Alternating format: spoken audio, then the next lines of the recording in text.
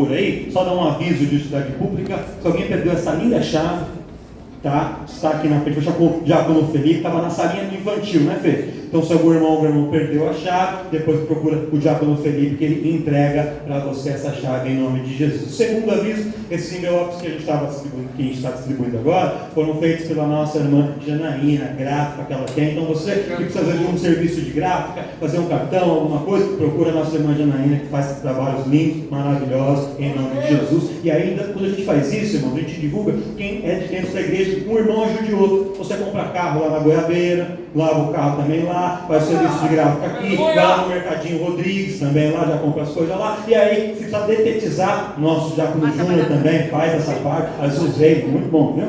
E churrasquinho também com ele mata a barata, faz churrasco, faz tudo, é assim.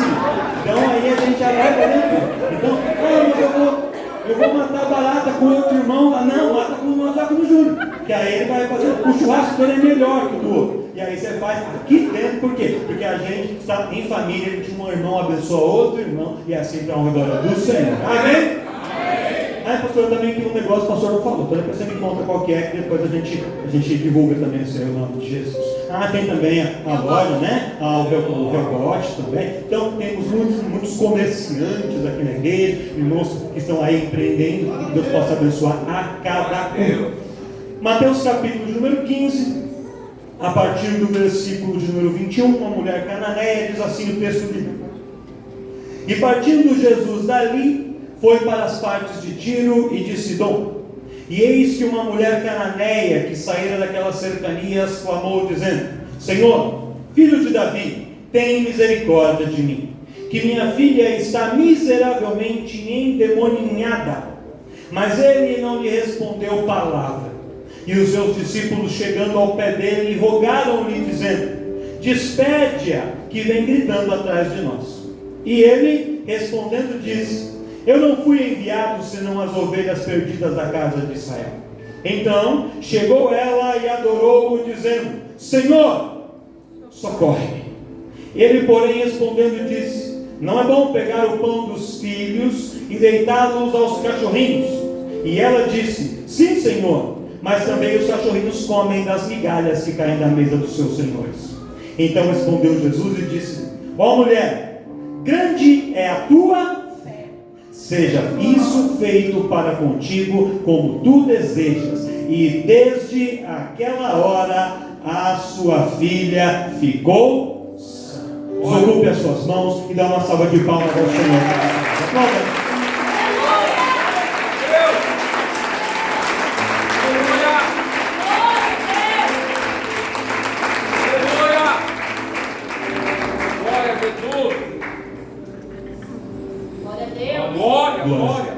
Irmãos, esse texto, ele é um texto especial por algumas características. Eu já ministrei essa palavra, mas é uma palavra que eu gosto muito, e sei que fala muito conosco, fala muito com a igreja. E temos aqui algumas lições muito importantes que a gente, num culto como esse, é um culto de Santa Ceia, em que a gente tem um foco para falar sobre Jesus, o ministério de Jesus, que culmina com a morte dele na cruz e na comunhão da mesa. A gente tem que falar sobre as obras de Jesus, e esse texto, ele é um texto especial, porque ele nos retrata num primeiro momento, uma visão sobre Jesus, sobre a pessoa de Jesus, no seu comportamento, que nos chama a atenção, porque parece ser um pouco diferente do Jesus que a gente idealiza, e do Jesus que a gente vê até em outras passagens. Mas muito dessa impressão é porque a forma como o texto está redigido, pela tradução, nos causa uma impressão negativa, nos causa uma dificuldade de entender o que Jesus de fato disse. Então a gente lê o texto apressadamente e a gente chega a algumas conclusões, mas é importante a gente entender que pelo original temos alguns pontos importantes aqui.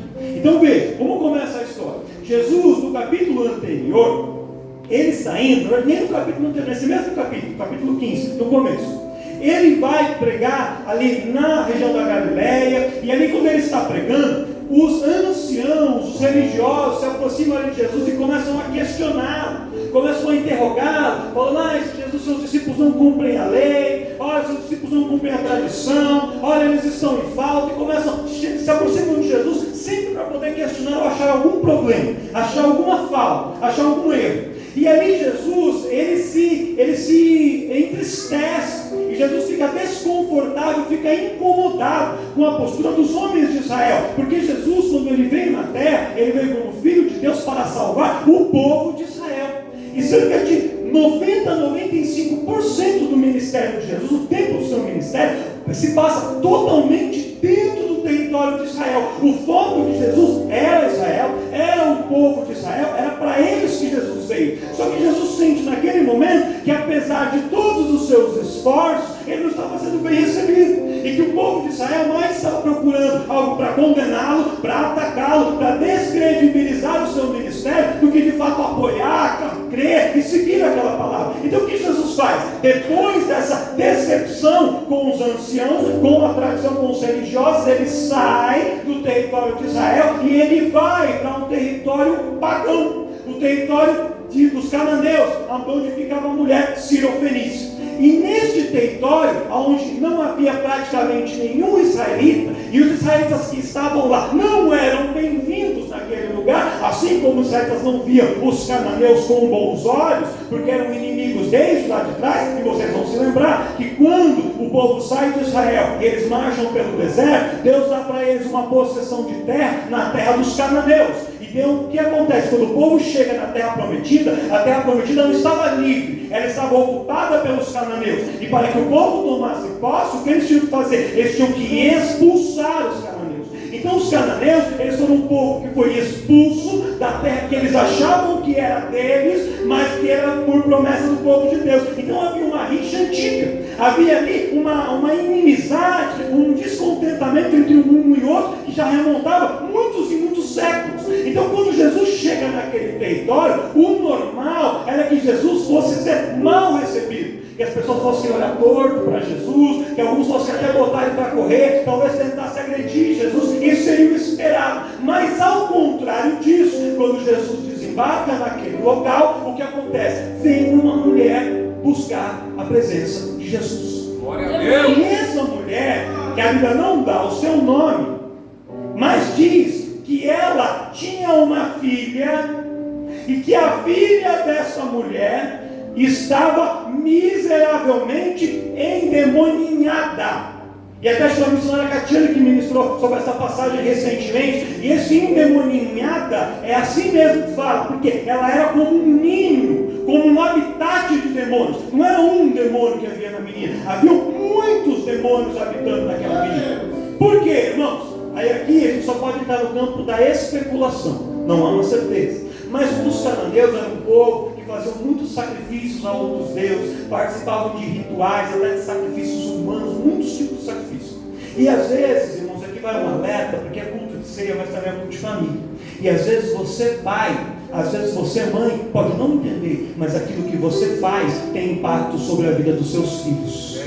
Quando um pai e uma mãe se dedicam na presença do Senhor, ele planta coisas boas, mesmo que seu filho às vezes ainda não esteja aqui, mas a bênção que Deus derrama sobre você, ela extravasa você e ela alcança a sua casa, a sua família. Mas quando o pai e a mãe também se envolvem com coisas fora da presença do Senhor, também há um preço a ser pago, e esse preço nem sempre é cobrado só da pessoa que envolveu, também acaba recaindo sobre a família. E muitos estudiosos dizem que o caso dessa menina era esse, porque como a sua mãe tinha vários envolvimentos com outros deuses, com outros rituais de sacrifício, por causa disso, os demônios estavam ali infestando a filha dela, cobrando um preço dela, porque afinal, para um pai ou para uma mãe, mesmo não sendo pai, não sendo mãe, tendo essa percepção, para um pai e para uma mãe dói mais quando o seu filho é atingido, do que quando ele mesmo é atingido. Então, se os demônios cobrassem dessa mulher o preço, seria algo difícil, mas os demônios, para poder afligi-la ainda mais, e eles só vêm para matar, para roubar, para destruir, o que eles fizeram? Eles foram atacar a filha dela. Para quê? Para causar ainda mais dor, ainda mais sofrimento. E ela, sabendo, tendo um pouquinho de conhecimento desse contexto espiritual, ela se sentia responsável. Ela se sentia culpada também pelo que a filha estava passando. E aí ela ouve a notícia de que um homem, um rabino de Israel, um homem que tinha fama de curar enfermos, de libertar pessoas cativas, de curar surdo, mudo, fazer cego enxergar, fazer paralítico andar, homem que havia ressuscitado morto, eles tinham saído de Israel e por uma circunstância do acaso estava ali diante da sua porta, bairro, na sua vizinhança, e ela falou: essa é uma oportunidade que eu não posso perder, que eu não posso me perder.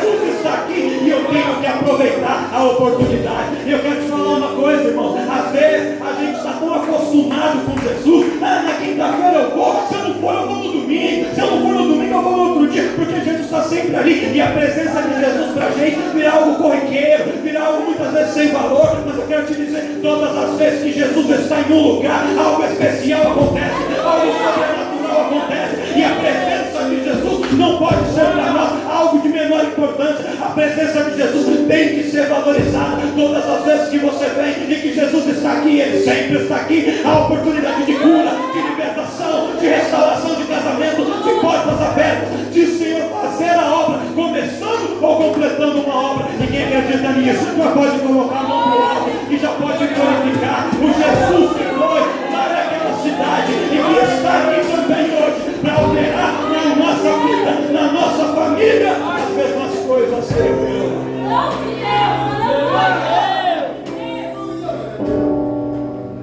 E veja algo interessante aqui. A filha da mulher estava miseravelmente endemoniada dentro de casa. Quando Jesus aparece lá, aqui o texto não diz isso, mas eu que estou interpretando, você falava a mim. Eu imagino uma mulher, já conhece a Eliette, falando assim: ô filha, Jesus está passando ali, vamos lá para a gente encontrar Jesus. Eu imagino aquela mãe chamando a filha para ir encontrar Jesus. Para quê? Para libertar ela. Só que a menina, por estar endemoniada, e os demônios estão se revolvendo, dizendo: não, se a gente for onde até Jesus está, Ele vai nos expulsar, então a gente não vai não. E o demônio começa a se mover dentro da menina, e a menina fala: eu não vou. Eu falo: mas Jesus está ali, vamos lá. Fala: não, eu não vou. A mulher fala: você não vai? Ela fala: não, então se você não vai, você fica, mas eu vou. E aqui é importante, irmão, porque às vezes a gente fala assim: eu chamei o fulano não quis ir, então também não vou. Se ela tivesse ficado em casa, junto com a filha em casa, já fazia tempo que ela estava com a filha em casa, e o demônio estava lá dentro de casa e operando dentro de casa. Só que quando Jesus passou, ela falou: você quer ficar? Você fica, mas eu vou para buscar para mim, eu vou para buscar para você, eu vou para buscar para mim, eu vou para buscar para a nossa casa. Se você não quer ir, eu vou. Se você não quer ir para o ensaio, eu vou. Se você não quer conectar na escola bíblica, eu vou. Se você não quer participar, eu vou. Porque quando eu vou, Deus me abençoa, e a bênção que vem para mim alcança a nossa casa, a nossa família, os nossos parentes, os nossos amigos. Cutuca o irmão e fala assim: não deixa de vir, porque o outro não veio. Não deixa de buscar, porque o outro não busca. Vai ao encontro de Jesus, vai ao encontro de Jesus.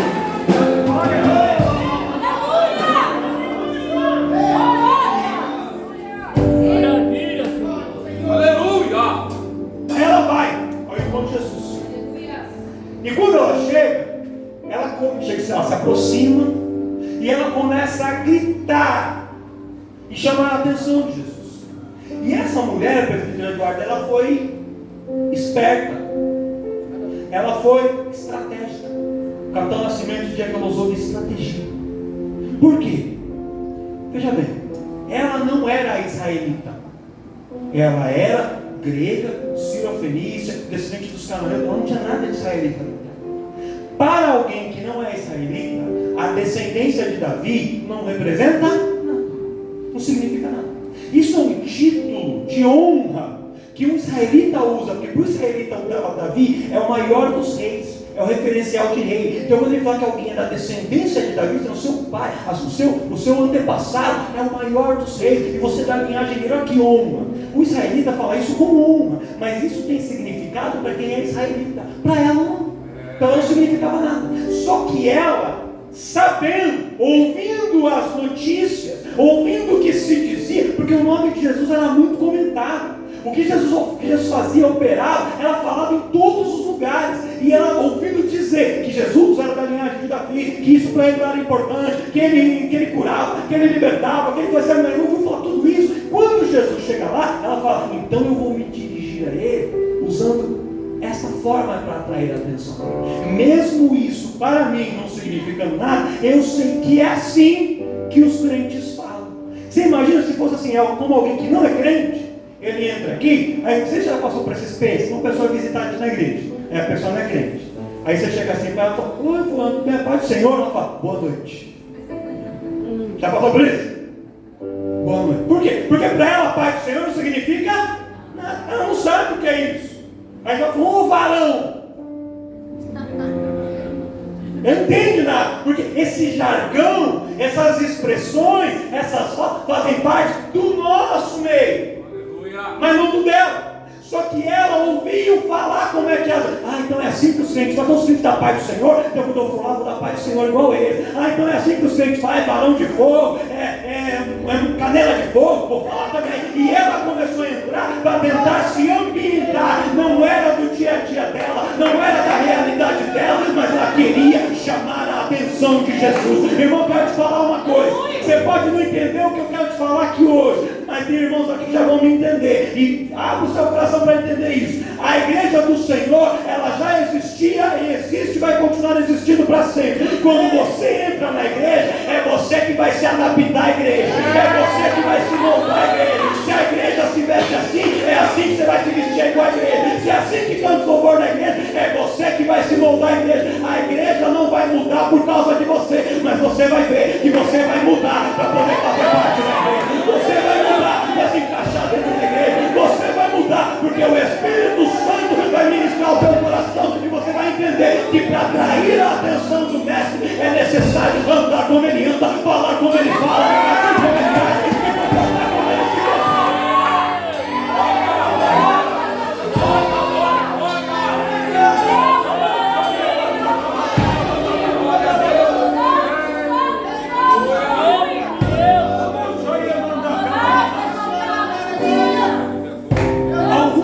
algumas pessoas é bem rápido. Pessoa rápida nos transforma. Alguns demoram mais. Mas o Espírito Santo transforma. A gente vem da maneira como está. Mas quando a gente quer ficar, a gente não fica da forma. Porque o Espírito Santo vai nos moldando. Ele vai trabalhando. Ele vai, quando você nem perceber, você está dando a paz do Senhor para todo mundo também, está dando glória, aleluia também, está ouvindo o louvor que a gente escuta, está sentindo que fazendo isso naturalmente e espontaneamente. Deus vai te transformar, viu, irmão? Deus vai mudar. A pessoa que chega assim nos primeiros cultos fica só observando. É canto observa. Olha, eu passei por irmão do lado, fala, falta morder. Aí você vai vendo, aí passando o culto uma semana, aí já começa a falar baixinho, deixa eu abençoe. Eita, Jesus! Aí vai pegar na mão que não pegava, depois já começa a pegar. Aí depois do dia, já está pulando, sapateando, andando, tomando café lá no fundo, abraçando. Sabe por quê? Porque o Espírito Santo transforma, ele age, ele opera, você chega, vai atrair a atenção do mestre, vai mudando, vai sendo transformado, vai sendo inserido dentro dessa comunidade.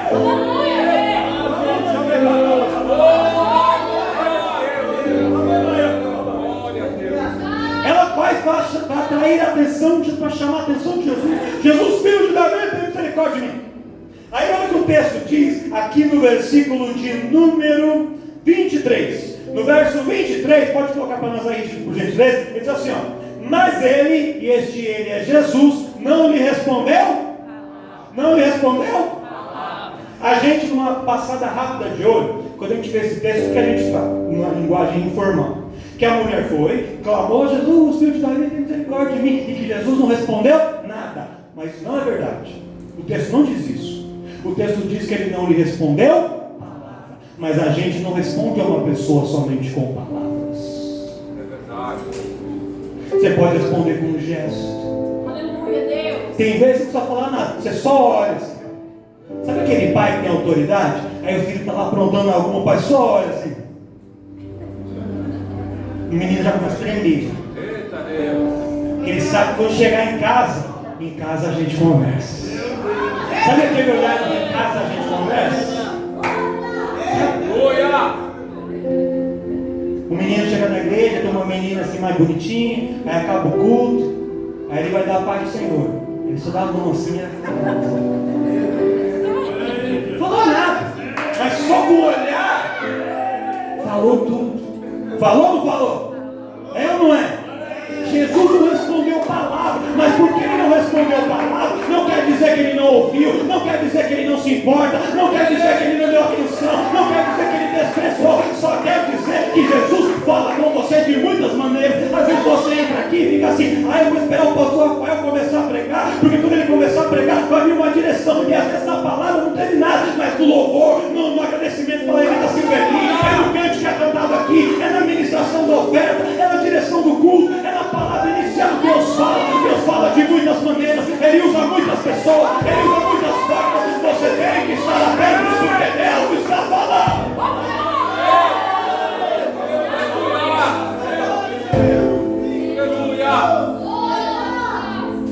E aí aqui, irmãos, aqui para mim é a chave do texto. Cutuca essa mão assim, presta atenção agora. Se concentra agora. Olha só. Aleluia! É como mais uma água. Olha como o texto segue, olha só. O 23 ainda, ó. Mas ele não respondeu a palavra. Aí está assim, e os discípulos, chegando ao pé dele, rogaram, dizendo: despede-a, que vem gritando atrás de nós. Aí o verso 24 diz assim, ó. E ele, respondendo aos discípulos, disse: eu não fui enviado senão as ovelhas perdidas da casa de Israel. Olha só. Quando a gente lê esse texto sem fazer a interpretação correta do original, o que parece que aconteceu aqui? A mulher chegou, a mulher começou a gritar: Jesus, filho de Davi, tem misericórdia de mim. Aí Jesus passa, dá um olhar sem desprezo para ela e seguiu andando. Os discípulos para trás falaram: Jesus, essa mulher é chata, né? Mulher inconveniente, manda ela embora, ai, que enchendo o saco aqui, parece que é isso. Só que não é isso que aconteceu no texto. Não foi isso. O que acontece é outra coisa, bem diferente. E aqui a gente julga os discípulos, mas aqui eles estavam certos. Olha para o seu irmão e fala assim: para de julgar as pessoas, viu? Vai entender primeiro.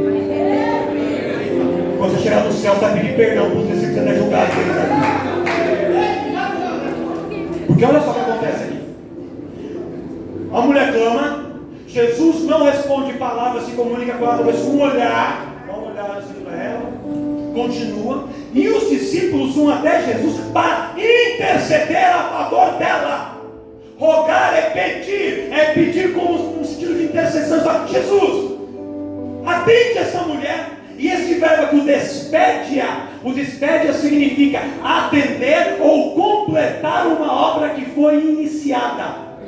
Então é Jesus, ela já veio aqui, ela está pedindo: Jesus, não deixa ela voltar de mãos vazias. Jesus, atende o que ela está pedindo, entrega para ela o que ela quer, faz para ela o que ela está vindo buscar. Jesus, entrega a bênção da vitória para ela. Os discípulos foram até Jesus para interceder pela mulher e não para poder fazer ela se calar. Meu Deus! Vocês lembram da passagem do cego, que a gente pregou do cego Bartimeu na semana passada? Que quando ele começa a gritar, o que a galera faz? Fala assim: se cala, para, não incomodes o mestre. Ali eles foram contra ele. Aqui não. Aqui eles foram rogar a favor dela. E isso fica claro pela resposta de Jesus. Porque eles falam: Jesus, atende ela e dá para ela o que ela está pedindo. Jesus fala assim: não, eu não posso. Porque o meu chamado foi vir aqui para os filhos da casa de Israel. Eu gostaria, mas eu não posso fazer. Eu não posso atendê-la. Por quê? Porque o meu chamado é voltado para a casa de Israel e não para ela. Ela é uma estrangeira. Jesus está se justificando. Jesus está explicando para os discípulos o porquê que ele não está fazendo aquilo que eles estavam pedindo. E agora posso pegar aqui com você? Posso? Presta atenção aqui. Quantas vezes a gente acha que a gente está clamando sozinho, né? E que não tem ninguém intercedendo pela gente. Eu vim na igreja sozinho, ninguém está vendo. Eu canto, eu entro sozinho, saio sozinho, ninguém está me reparando em mim. Só que às vezes tem discípulos rogando por você, a favor de você.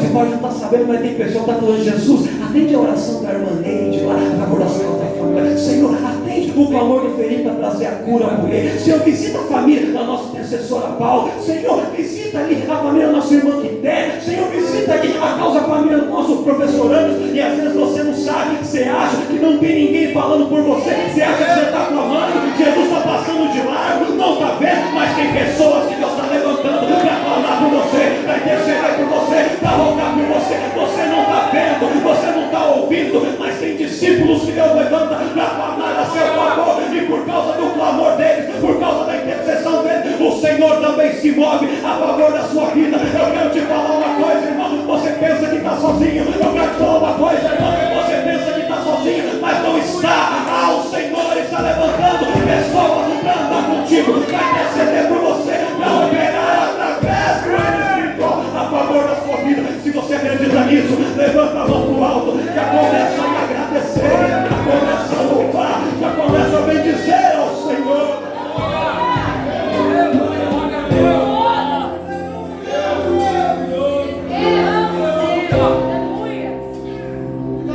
A gente julga. Os discípulos aqui, uma mulher necessitada, os discípulos mandando Jesus embora, despedir ela. Não foi isso. Os discípulos estavam intercedendo a favor dela. Por isso que é importante fazer parte de uma comunidade. Não, eu adoro bem sozinho em casa. Amém. Tem uma de adorante. Não, eu escuto palavra muito melhor que essa na internet. Tenho certeza que sim. Eu também. Mas tem uma diferença quando você está no meio. Verdade. Porque quando você clama sozinho, você clama sozinho mesmo. Quando você clama sozinho aqui, Deus vai levantar pessoas para ir rogar Jesus na tua vida. Vai ter pessoas que vai olhar para a tua casa, você está aqui, chegou meio triste, vai falar: meu irmão, você está triste. O que aconteceu com você? Você fala: não foi nada, está tudo bem, não quero contar. Mas aí a pessoa vai, aí no momento da oração, fala: Senhor, aquele irmão não está normal, ele não está bem, ele está triste, aquela irmã está meio abatida. Senhor, não alcança ela, visita ela, abençoa ela, nossa, prospera ele. E ali o roubo, a intercessão, o rogar dos santos, o clamor, a oração da igreja tem poder para mover a mão do Senhor, porque a oração do justo, ela pode muito em seus efeitos. Aí Jesus fala: olha, eu não posso. Ela não é das ovelhas perdidas da casa de Israel, ela é estrangeira. E aí a mulher vai até Jesus de novo. E aí quando ela vai, você lembra que no começo ela chegou, aí os crentes falam assim: eu vou falar também. Os crentes se comunicam assim, eu vou fazer também. Ela ensaiou um discurso, ela preparou, ela teve um plano, mais estratégico. Está errado, pastor? Não, está errado não. Todo mundo tem que fazer assim. Mas naquele momento, quando ela viu que a coisa não saiu como ela imaginou, ela mudou a estratégia. Aleluia!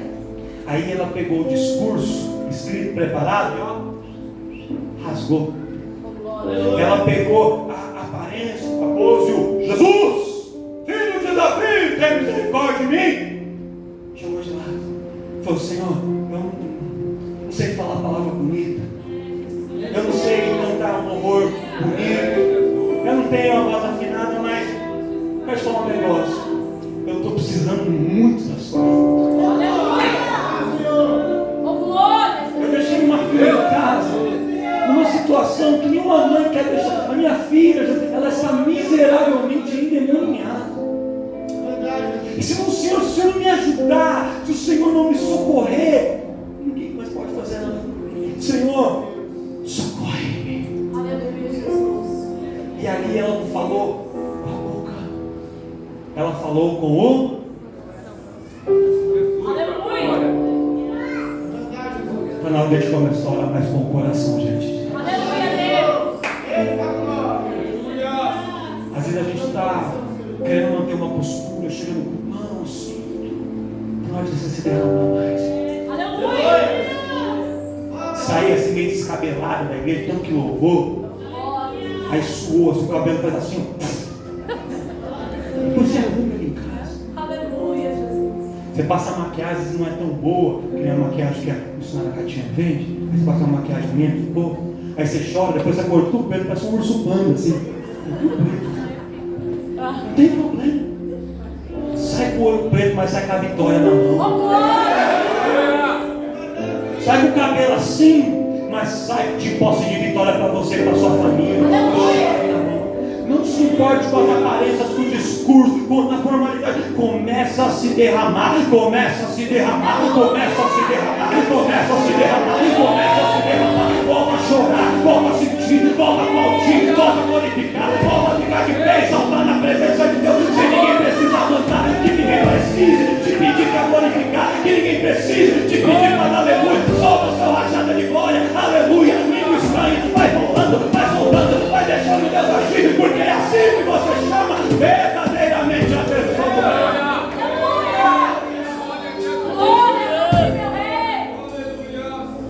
E o tempo não me permite eu encerrar aqui. Todos conhecemos que o final não é o objeto da minha pregação de hoje. Eu queria focar nessa parte que a gente já falou, mas só para não deixar a história incompleta. Jesus fala para ela assim: não é digno, não é lícito, não é correto eu pegar o pão dos filhos e deitá-lo aos cachorrinhos. Os filhos têm prioridade na mesa. Ela falou: Jesus, eu sei disso. E o pai que age assim, ele está certo. Os filhos têm prioridade. Mas eu sei, Jesus, que o seu poder é tão grande, o seu poder é tão tremendo, que eu nem preciso me assentar à mesa para comer o banquete todo. O meu problema, Jesus, para mim, ele é grande, mas para o Senhor, só uma migalha do seu poder é suficiente.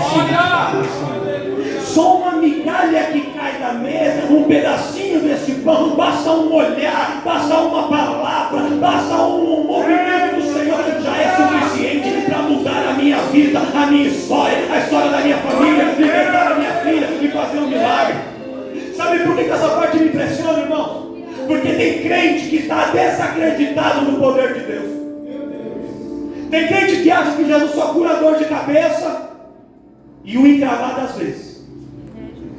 Mas ele ainda cura câncer, ele ainda cura AIDS, ele ainda cura, eu sei, qualquer tipo de enfermidade. Ele é poderoso para curar.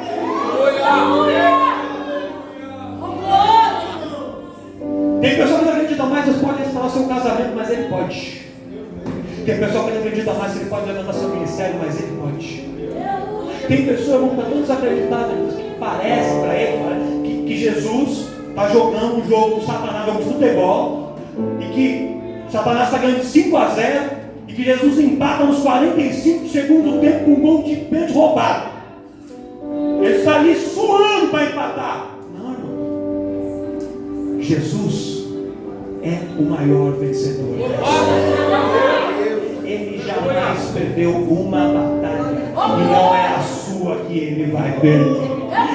Ele não te trouxe até aqui para você ser derrotada no meio do caminho. Ele não te tirou do Egito para você morrer no meio do deserto. Ali não, ele te trouxe até aqui porque a obra na sua vida está em curso. Você está clamando, parece que ninguém está te ouvindo, mas ele está te ouvindo, e uma migalha do poder dele hoje é suficiente para mudar a sua história, da sua família e operar milagres. E se você veio aqui buscando algo do Senhor, sai daqui levando a sua porção, sai daqui levando o que você veio buscar, porque o Jesus que mudou a história da vida daquela mulher, ele é poderoso para mudar a sua vida e da sua família também. E da mesma maneira, e eu encerro aqui, que ele falou para aquela mulher: olha, mulher, a tua fé se provou grande. Porque fé não é só aquilo que a gente fala, fé é aquilo que a gente demonstra com as nossas atitudes. E a sua fé é tão grande, mulher, que o milagre não vai acontecer daqui a um mês, não vai acontecer semana que vem, não vai acontecer amanhã. O seu milagre já está acontecendo agora. Você deixou o problema em casa e veio buscar Jesus aqui. Quando chegar em casa, ele já foi lá, resolveu o problema, trouxe vitória, trouxe cura, trouxe libertação, abriu a porta, restaurou, transformou. E quando você chegar lá, você vai ver que o milagre já aconteceu. Eu quero profetizar na vida de pessoas aqui que o seu milagre já está acontecendo na sua casa agora, que o milagre está acontecendo na sua vida financeira agora, que o milagre da cura já está acontecendo dentro de você agora, que aquele familiar, aquele parente que você veio buscar a favor dele, a favor